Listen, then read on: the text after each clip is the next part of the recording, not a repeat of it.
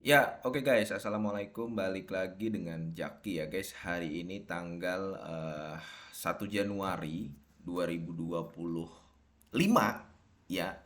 Dan KKGI besok di tanggal 2 Januari 2025 itu adalah tanggal ex-date-nya. Karena tanggal cum date-nya itu di tanggal 30 Desember 2024 kemarin. 31 Desember 2024 kan libur, tanggal 1 libur juga. Bursa kita kayaknya kebanyakan libur nih, ya. Cuman gini, gue mau bahas KKGI ya. Artinya karena ada yang minta dibahas. Gue belum bahas KKGI di kuartal 3. Jadi gue bahas ini.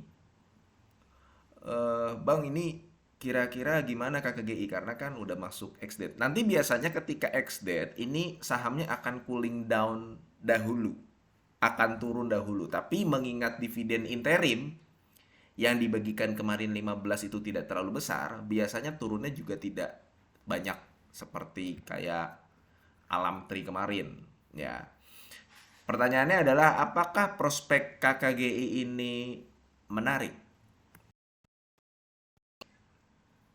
Dia gini guys, eh dia memang punya saat ini ya guys ya, dia punya cash per share itu ada di angka 233 per kuartal 3 tahun 2024. Nah, yang dibagikan itu baru 15 per lembar. Jadi kalau misalkan si KKGI mau membagikan 40 per lembar atau 20 per lembar, itu sangat bisa di pertengahan tahun 2025 nanti. Apalagi sekarang kalau kita lihat US dollar kan menguat lagi. Per kuartal 3 tadi 15.000. Di saat ini ada di angka 16.000. Sampai di sekarang kuartal 1 2025 malah ya udah ada di angka 16.000. Jadi itu juga akan berpengaruh terhadap KKGI. Dia punya PER cuman di angka 3, ini jelas murah guys. Dia punya ROE lebih dari 25%, PBV-nya dia juga 1. Jadi kalau dilihat dari PER, ini murah. Dan dia perusahaan sehat loh guys. Dia nggak punya hutang yang berlebih. Nih ya, kita lihat KKGI. Hutangnya itu kecil, makanya DER-nya di bawah 50%. Hutangnya dia cuman ada di angka 54 juta US dollar.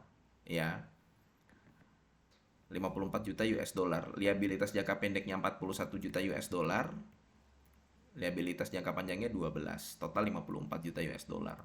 Sedangkan dia punya ekuitas di sini ada di angka 160 juta US dollar. Berarti 10 triliunan lah. Kalau kalau 1 miliar US dollar kan ada di angka sorry, ada berapa ekuitasnya itu 168. Ya pokoknya segitulah. Lu cek aja. Intinya gini, ini perusahaan bagus secara keuangan sehat. Ya. Cuman kayak gini, menarik atau enggak? Kalau misalkan menarik atau enggak, plus minus dari KKGI adalah dia punya cadangan yang cukup besar dan umur konsesi dari KKGI itu masih jauh sampai 2036.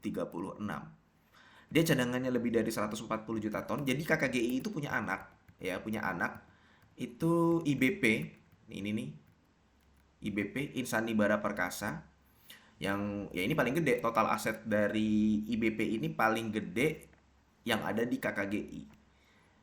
Dia punya total cadangan itu lebih dari 140 juta ton. Ya, dia punya cadangan lebih dari 100 ton. Nah, ini nih, ini tulang punggungnya si anak perusahaannya si KKGI, Insani Bara Perkasa ini tulang punggungnya KKGI itu sendiri. Jadi dia punya lebih cadangan batu bara lebih dari 140 juta ton. Nah, total produksi dan penjualan KKGI itu masih di angka segini, guys. Nah, ini lo perhatikan, guys ya. Masih di angka produksi ya. Ini kita lihat dari produksi. Produksi di angka 3,6 juta ton tahun 2019, naik turun tahun 2020 2021, naik lagi sampai tahun 2023 akhir ada di angka 5,3 juta ton. Itu volume produksi. Volume penjualannya pun masih di angka 5,2 juta ton sampai tahun 2023. di tahun 2024 ini kan udah selesai nih tahun 2024. Targetnya memang KKGI ini volume penjualan dan volume produksinya ada di angka 6 juta ton. Artinya, sejak tahun 2021 sampai tahun 2023, bahkan kalau sesuai target tahun 2024, volume produksi dan volume penjualan KKGI itu meningkat terus dari tahun 2021. Kalau tahun 2020 itu jangan dihitung karena itu waktu masih pandemi, ya. Jadi dia naik terus sejak tahun 2021. Itu pun masih di angka 6 juta ton. Ya anggaplah 6 juta ton lah, baik volume produksi dan penjualan. Kalau dibandingkan dengan cadangan batu baranya si KKGI yang lebih dari 100 juta ton itu, umurnya masih panjang. Paham guys ya? Jadi kalau misalkan lo mau beli saham batu bara, ya lu cek sumber dayanya, lu cek cadangan batu baranya, dan KKGI sangat memenuhi, sangat, ya bisa dibilang kayak, ya nggak, memang nggak sebesar PTBA, tapi ya cukup lah untuk beberapa tahun atau beberapa puluh tahun ke depan. Coba aja hitung, ya. Kemudian plusnya, pendapatan dan laba bersih KKGI sudah jauh lebih baik daripada sebelum tahun 2020. Yaitu tadi, karena memang ada peningkatan dari volume produksi dan volume penjualan. Kemudian yang ketiga, KKGI baru membentuk joint venture dengan TPMA.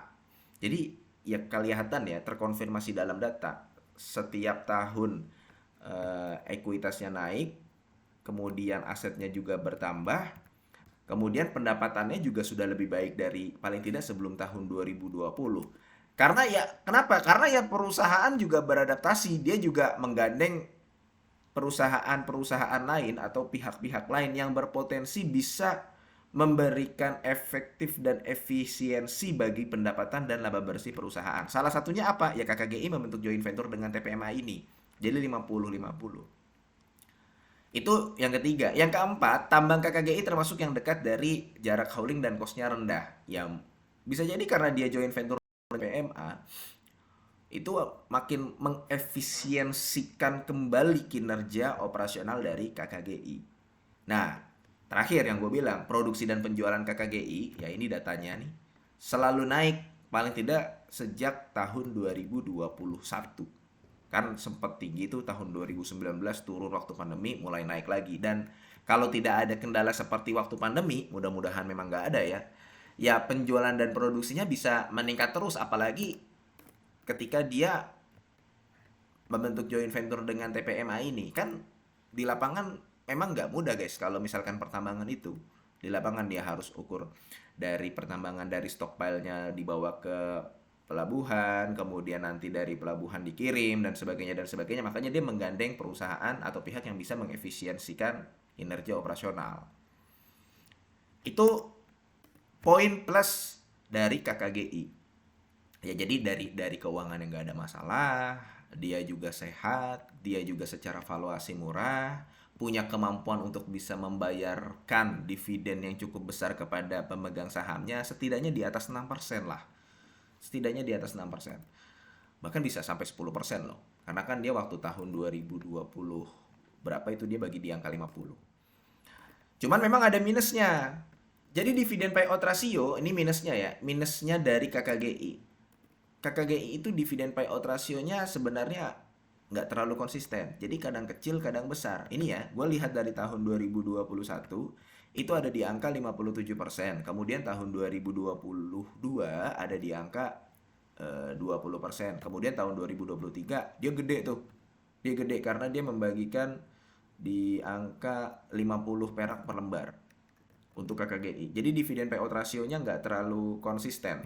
Cuman ya ini sebanding dengan pertumbuhan ekuitas, kemudian pertumbuhan aset dari KKGI itu sendiri. Jadi dividen payout rasionya ya baru gede waktu beberapa tahun belakangan ini aja. Sebelumnya dia kecil. Ya mungkin karena memang tadi kan gue bilang sebelum tahun 2020 ke belakang itu kinerjanya nggak terlalu bagus. Baru belakangan ini aja bagus. Nah, sekarang udah bagus banget kinerjanya. Nah, yang kedua, ya, direksi dan komisarisnya itu beberapa kali melakukan transaksi jual beli.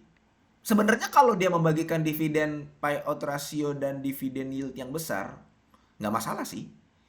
Dan KKGI memiliki kemampuan untuk itu. Kalau misalkan dia membagikan nanti dividen per share-nya nih guys. Dia kan udah bagi 15 ya. Dia udah bagi 15. Kemudian dia nanti bagi lagi nih. EPS sekarang ada di angka 114 ya. Bisa jadi nanti di angka 100, anggaplah bisa di angka 120 lah. 120 per lembar itu sangat mungkin bisa tercapai. Ya, sangat mungkin bisa tercapai. Katakanlah dia membagikan dividen interim dan dividen final, totalnya ada di angka 55 atau di angka 60 per lembar. Itu kan berarti sudah mencapai yield 10%, ya kan? Dan hal ini sangat mungkin bisa dilakukan KKGI mengingat keuangannya stabil, keuangannya bagus, dan dalam hal ini KKGI udah kinerjanya juga udah makin solid gitu loh. Sangat mungkin dia membagikan dividen yield menyentuh loh di angka 10% kalau lu telan interim sama finalnya. Cuman memang direksi sama komisarisnya beberapa kali melakukan transaksi jual beli. Ini sah-sah saja, nggak apa-apa. Cuman ada beberapa investor yang ngelihatnya kok begini sih gitu aja. Jadi ini penilaian subjektif. Ada juga yang nggak suka seperti itu gitu.